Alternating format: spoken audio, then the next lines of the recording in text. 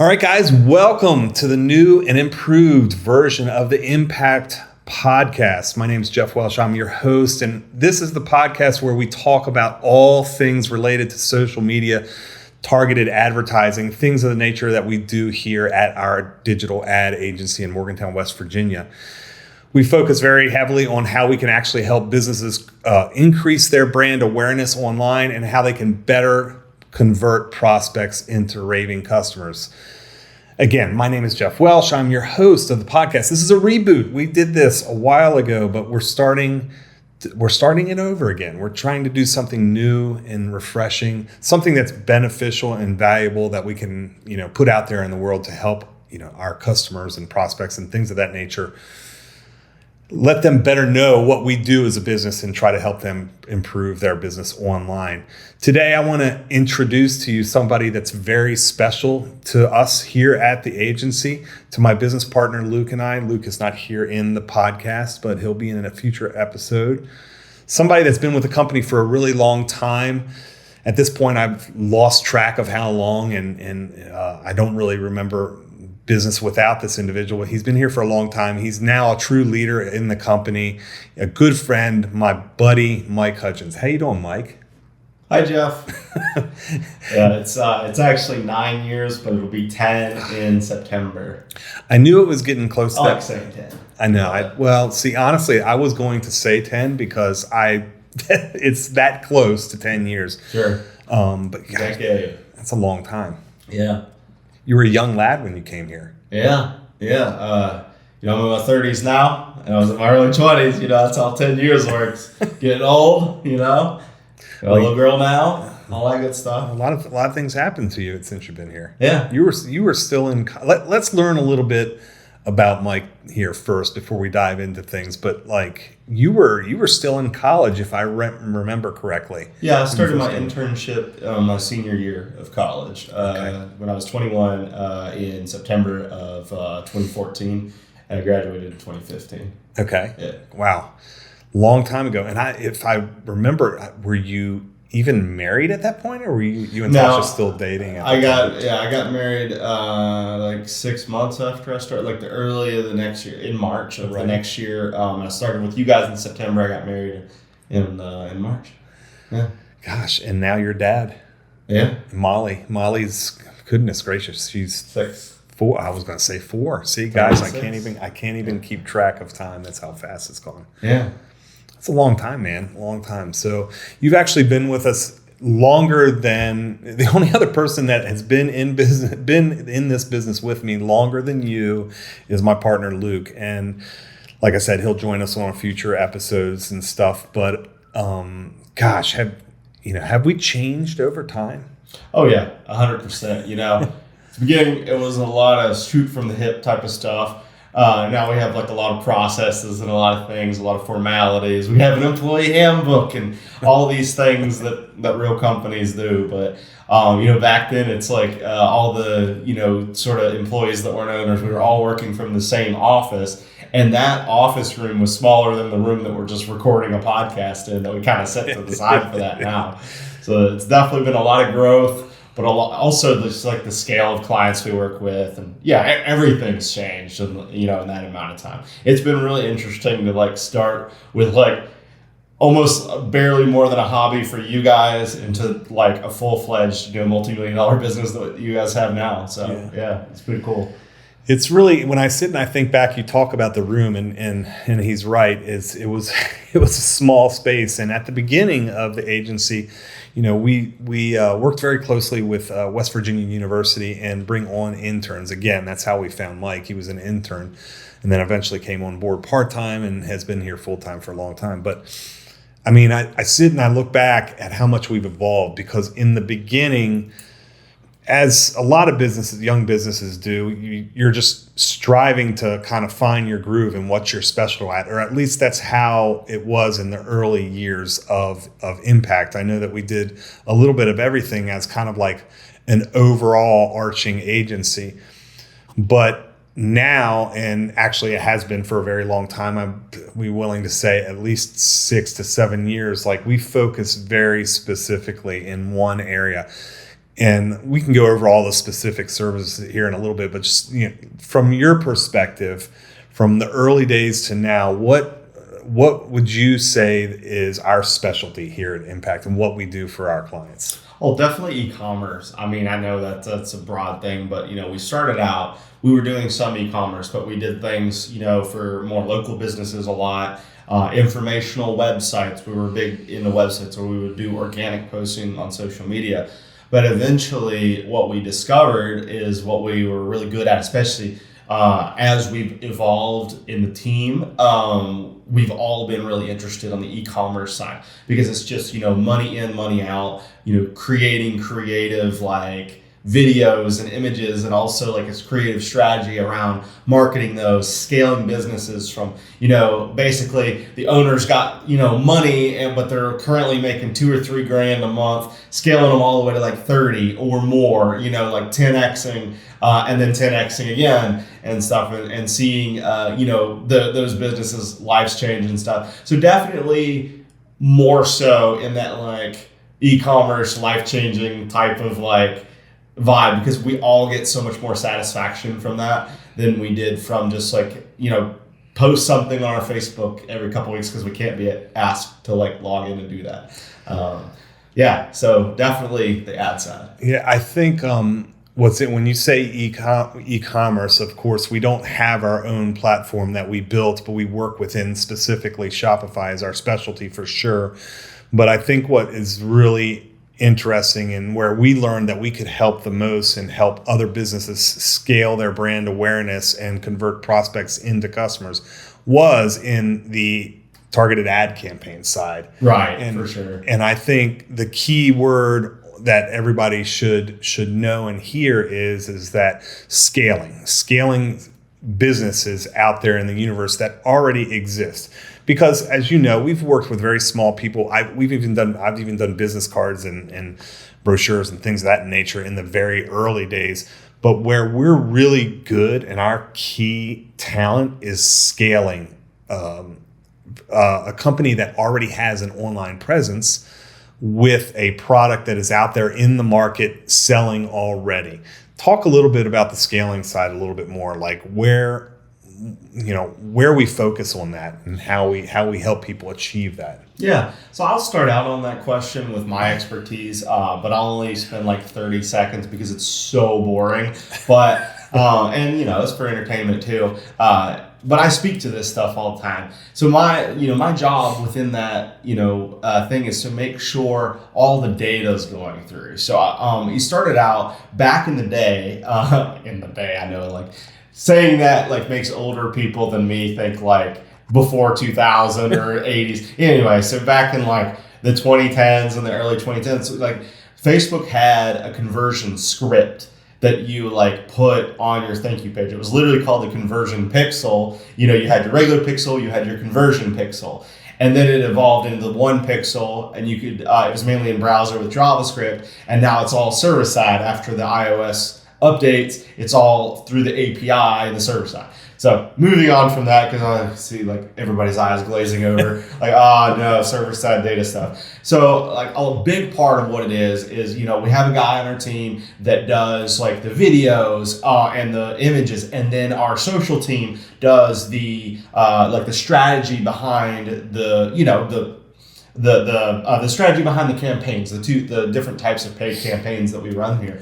And so it's the creative combination of everyone, because when we have meetings about what we're going to do for a specific client after we understand their product, we come up with a strategy together. We take so many different people's expertise. So, just for a fee of basically what you would pay one employee to work at a place, and you get an entire marketing team with such a diverse thing. So everybody has a say in how things are scaled. From the web guys to the video guys to the social people, you have all of these different perspectives, and we have enthusiasts of different like niches that we work in and stuff. So we always have like an in-house expert as to like whatever client we're doing. So not only do we have that in-house expert, we have those out of the box, thinkers that do that. So we have all these different opinions that come together, and we make both the strategy and the creative. And then we test a bunch of different stuff.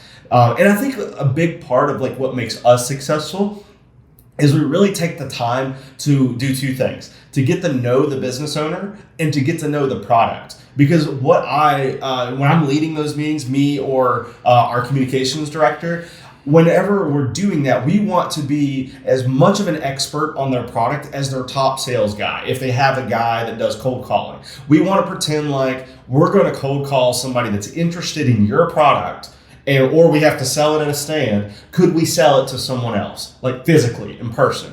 And if we understand the benefits of the product to that level, we can optimize the website, we can optimize the campaign, we can do all that stuff from beginning to end, exactly what the client would do if they had all those skills. And that's the key thing, is we need the client to trust us to do what they would do if they had our skills. So yeah, I think that's what really sets us apart and makes clients like stick with us for so long, because we take the time to understand that stuff. Yeah, for sure. I mean, I think that is one of the things that makes us very unique, right? Like we have a small team, right? So there's my partner and I included. There's 9 of us here at Impakt. We've been much larger than that, but after COVID, we scaled back down. But we have a very tight knit, close, talented, upper level educated team that really streamlines and works extremely efficient together and able to do exactly what you're talking about. As you guys can see, Mike can talk about all different areas. He hasn't told you yet is he came on as a web developer, so he started to go into like that little scripting mode there a little bit, but he's very knowledgeable about everything that we do, from literally creating the product to selling the product and executing. Right. I've had at least one work week where I've done every single job here. Yeah, for sure. You've done everything but pay the bills. But every job that doesn't fall on ownership, I should say. Because I've done the cold calling from the sales team. You have. I've run campaigns. I used to do our Google campaigns when we first started doing that. I've done video content, image content. I've been the second guy that helps like film the stuff. I've edited the stuff together. So definitely I would call myself with the company the Swiss Army knife guy.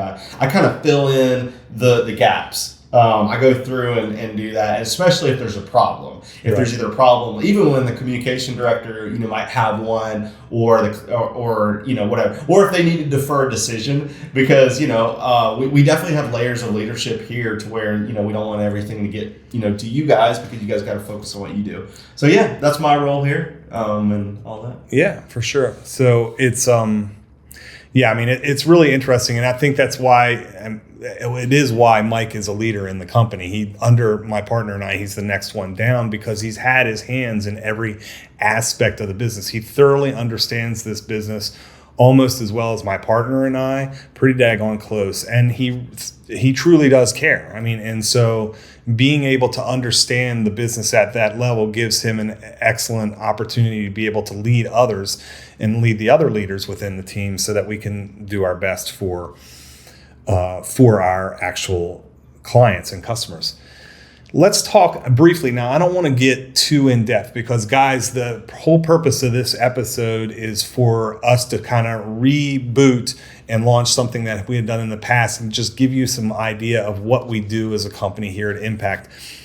I don't want to go off on the rails on each different area of the company, because I want a specific episode to focus on each of those. But we'll talk briefly about our teams. So like, we have lots of different teams here, several different teams here, even though we're a smaller company. And so first we have the social media team, because they're the heart of the ad campaigns. Talk a little bit, just in brief, about our social team, who we have here, and what exactly their responsibilities are. Yeah, so the social team, do you want me to talk about the specific individuals? I mean, we don't have to, we're going to meet them in person but you can just introduce their name and what their responsibilities are. Yeah, so we have Allie and Kaiser. Allie does, a lot of the Facebook marketing stuff.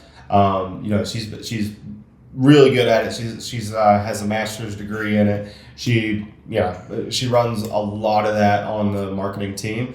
And then you have Kaiser, who does a lot of Google stuff, a lot of emails, and some Facebook stuff. And they just kind of divide the workload. I think they both do both things, but like they divide the workload between them depending on what they're both good at. Like if a client comes in and they're a certain fit for one of the two, then they'll just kind of delegate it between the two of them. They both do a lot of optimizations.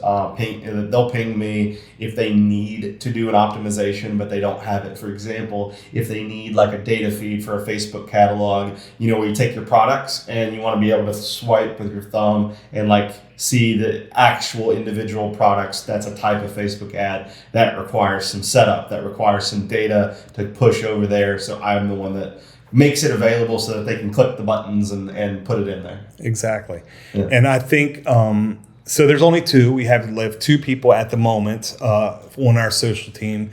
And like Mike mentioned, they both have the skills to handle all of the different aspects of the ad campaigns and the email marketing. But they are kind of separated in who is responsible for what. So Allie would be responsible for the targeted social ads and Kaiser's the Google PPC stuff. But what I love so much about our team is that they both are really good in their specific areas, but they work collaboratively.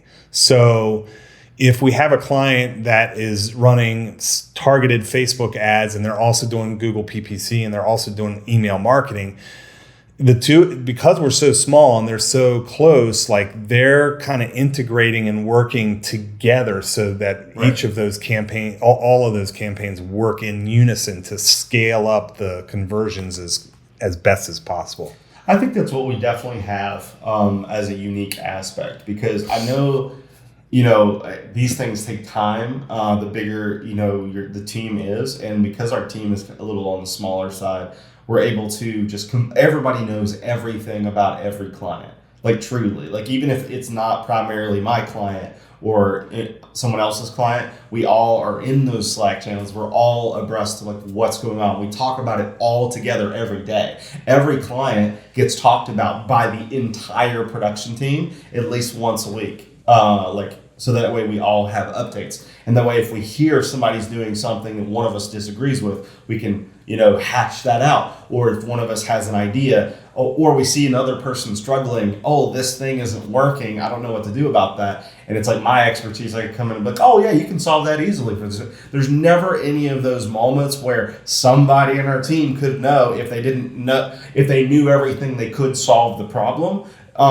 We're all knowledgeable about everything with the clients. So you're basically getting an entire huge marketing team for the price of one employee, if you get us. So yeah, I mean, I think that's where, for sure, that's what I was going to point out, was I think that's where we bring massive value for our clients and we've had people that have decided to move on and try to do it themselves, or we have people that don't come on board because they think they've got a marketing person on board that can do it all. But I'll tell you something right now. I've been involved in creative for 3 decades, and I've owned this business with my partner for over 11 years at this point. It's impossible for one person to be able to handle all the responsibilities that our team takes on and gets the incredible results that they do. I truly do believe that. I don't think it's possible for one human being to be able to run ads, to handle the Google, to build the website, to write the emails. Not to the same level. For sure, yeah. It's ridiculously different. Yeah, I just don't think that they would be able to get the results. So that's one of the things I pride myself in, is building such a talented team that works so well together and gives such massive value for the service that we provide. So, all right. So that's the social team. We talked briefly on them. And again, we're in future episodes, we'll dive deep and meet those individuals and talk about those topics more. But we've talked about the social, we've talked about the email a little bit. Talk about our web team and SEO. Yeah. And CRO too, if you would. And CRO actually meant. Yeah. So our web team, we do huge projects. We have a different process for each client. What makes us, I feel like, different is we pretty much give the client whatever they want on the website. we'll give them a price that they can, get pushed through, get signed and all that. And then we really over deliver. I feel like we give them more than we promised them every single time. And every time, especially because 99% of our web projects are e-commerce based, we have tested over 1 million users on CRO, like truly. 1 million users? Yeah, we've tested over 1 million total users. I didn't even realize it. Yeah, we just passed it because from all the tests combined. Okay. Now, some of those, because of the niches that we work in, could be visiting multiple sites. I don't log IP addresses and cross-reference that. But I'm saying if you take a look at all of our experiments and all of the users that we've sampled, what we do on CRO is we create split tests. So it's like, I don't just tell you, Jeff, that I think this is going to be better for your e-commerce website.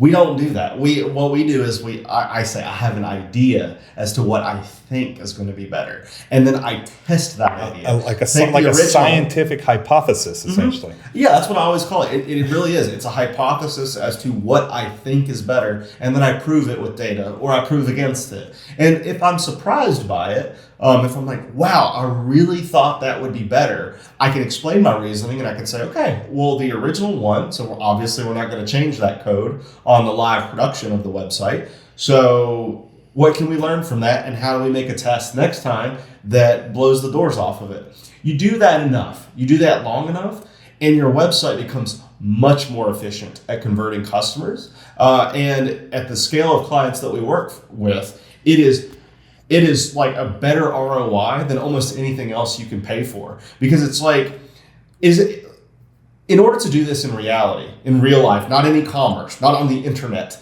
but in like a real physical store, you have to have so much more. Like, how do you think they figured out, for example, to put the milk in the back of the store? I love giving that as an example because everybody knows that. It clicks with everybody. Right. Everybody knows that they put the milk in the back because you buy more if you have to go past it, right?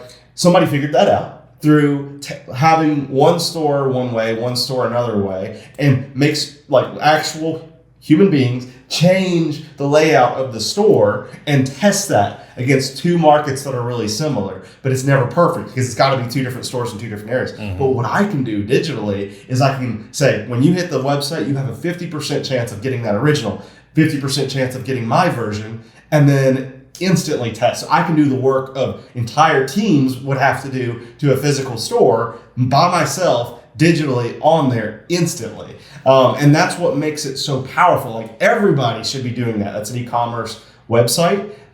Because it just makes your website so much more efficient. And also, last thing with that, and I can tell you. You're good. I just get really passionate when it comes to CRO because it's so much fun. But whenever you do that, like, because we've done it for 1 million users, like I'm kind of circling back and finishing that, you learn a lot about commonalities, things that always win.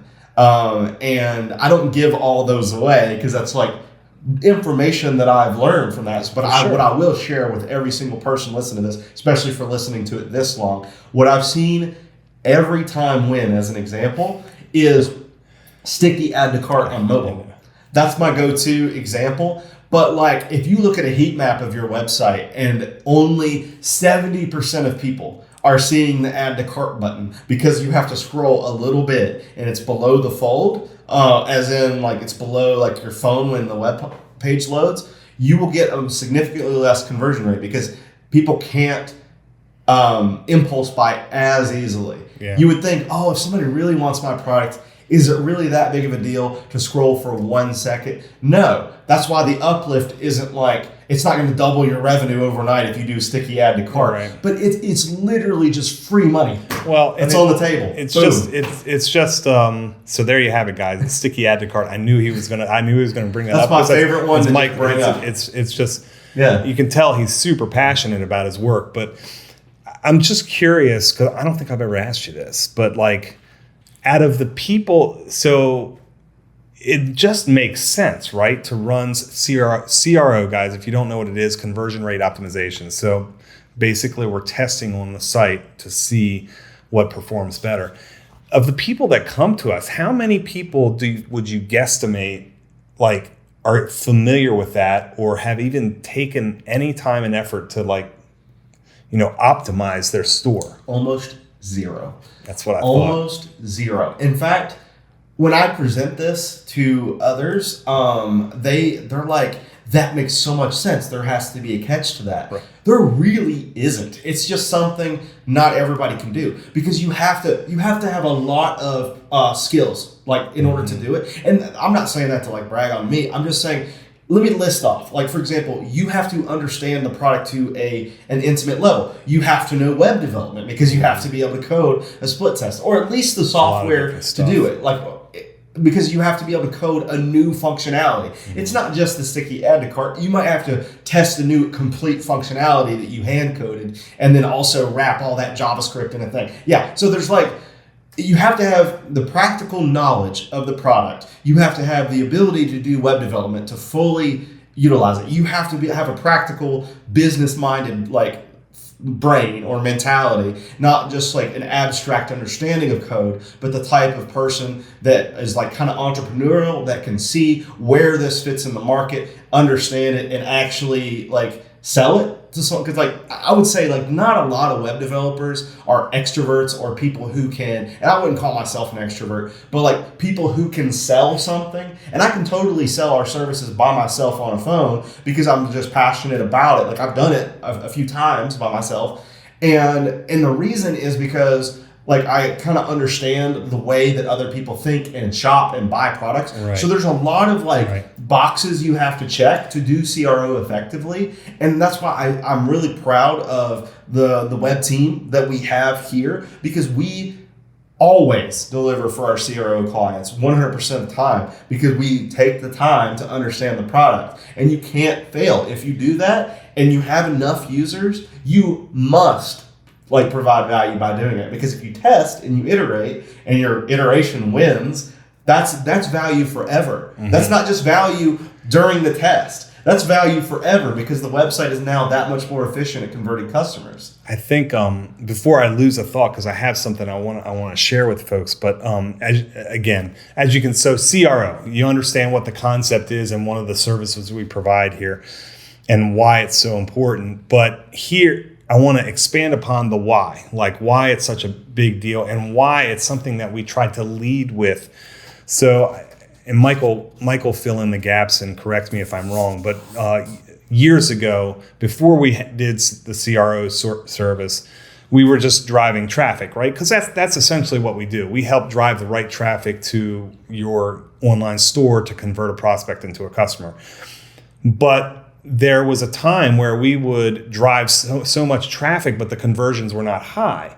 And part of the reason we were having challenges during that time period, is that, okay, we're spending all this money on ads and all this traffic, but nobody's converting. Yeah. Well, the reality of it was, we had an aha moment. We realized that their store was broken.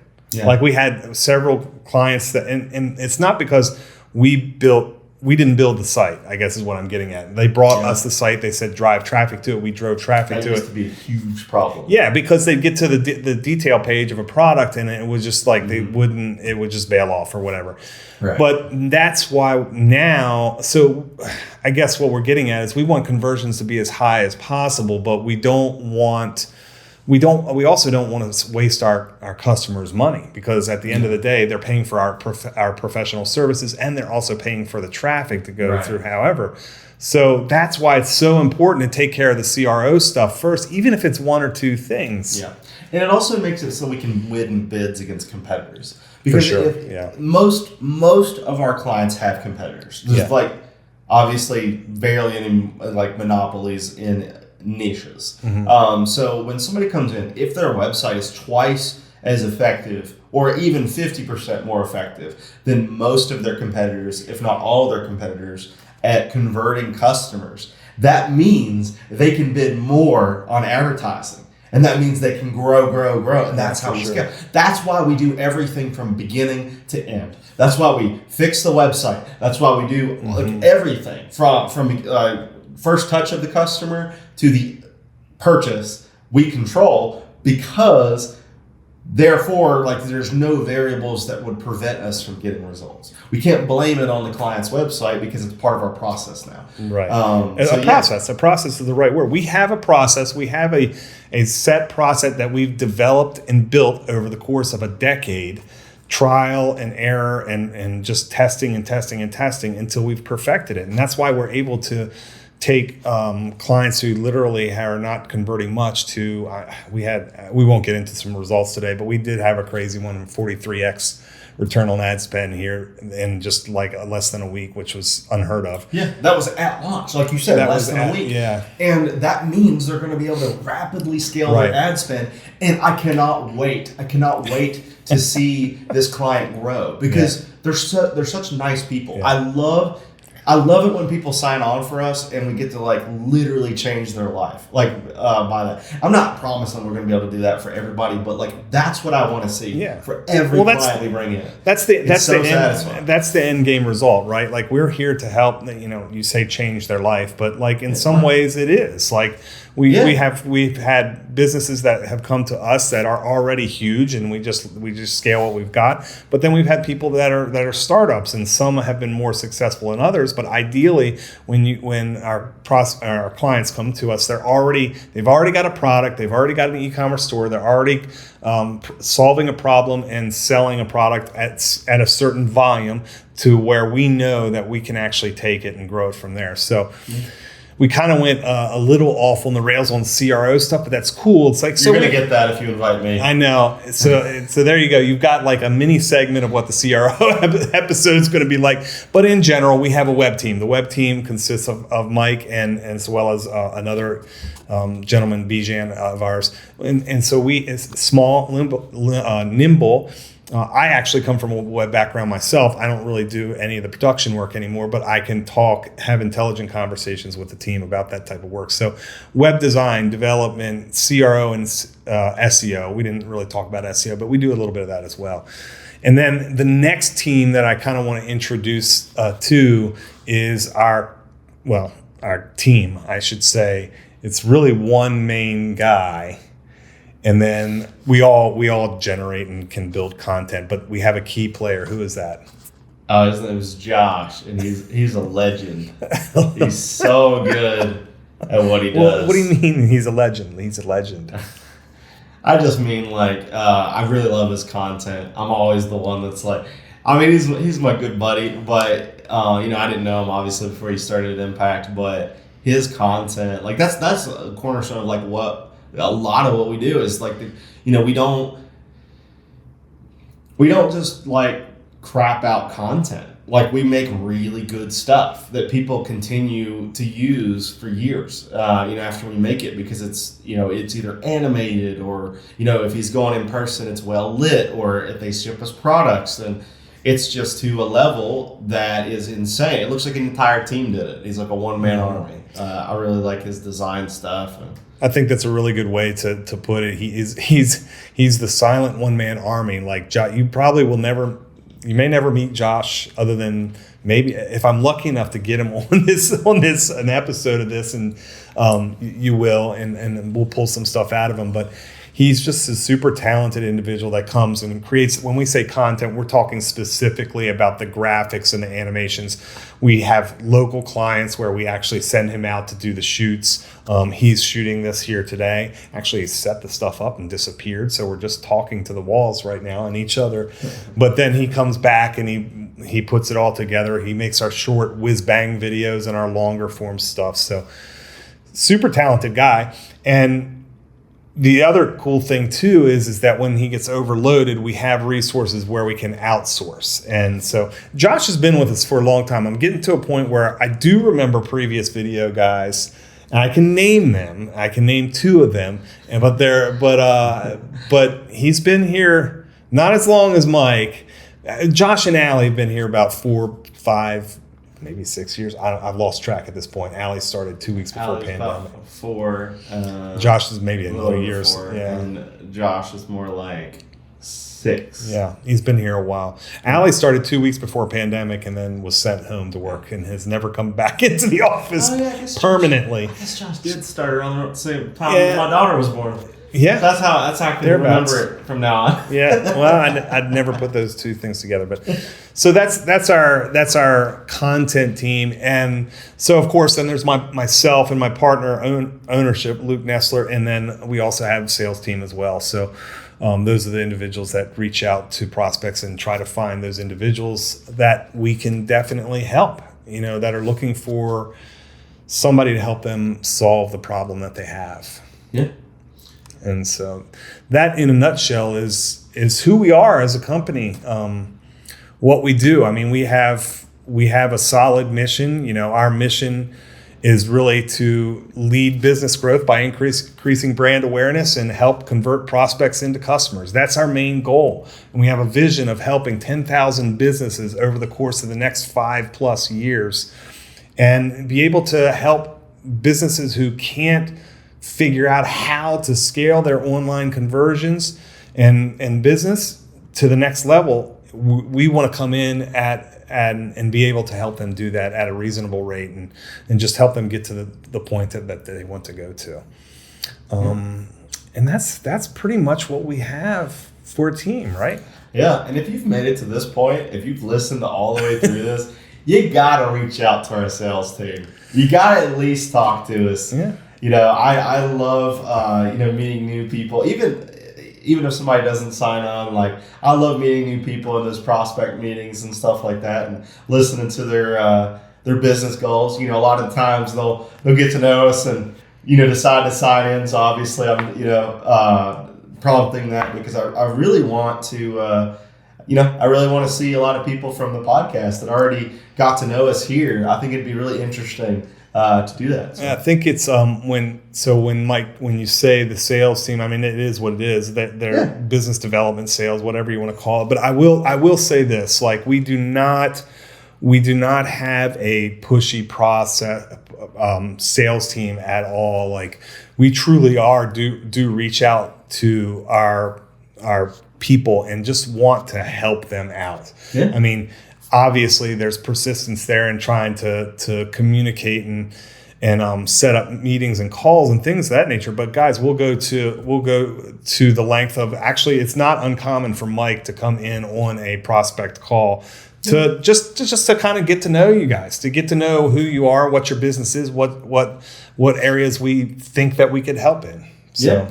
Especially when there's web stuff involved. But yeah, I for sure. I try to involve myself, kind of butt in to everything. I'm always the guy that's like, let me be part of that. Well, yeah. So not just Mike, but also the social team is very common to come into some calls before people become customers and stuff. Because at the end of the day, we want you to kind of know that we want you to trust us. We want you to know that you're coming in with a group of very professional individuals that are really talented and have a track record of having success, because we've been doing this for a decade and we show great results all the time. So you can schedule a meeting with us on the Impakt website. So if you go to thinkimpact.com, there it is. Absolutely. Go to thinkimpact.com and you'll see a Let's Talk Now button. Click that button and set up a call with us today. So, all right, guys. Well, thank you so much for joining us today in the initial reboot of the podcast.